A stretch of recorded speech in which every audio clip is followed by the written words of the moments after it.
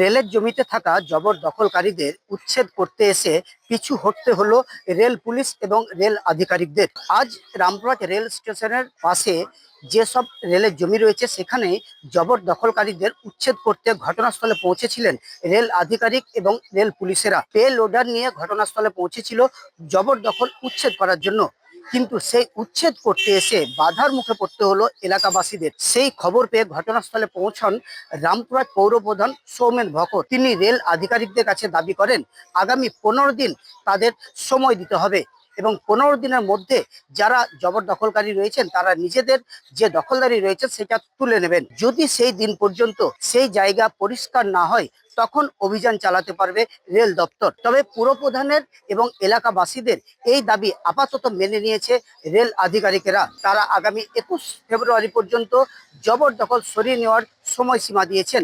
যদি 21 ফেব্রুয়ারির মধ্যে এই জবরদখল সরিয়ে নেওয়া না হয় তাহলে 22 তারিখ উচ্ছেদ অভিযান চালাবে রেল দপ্তর।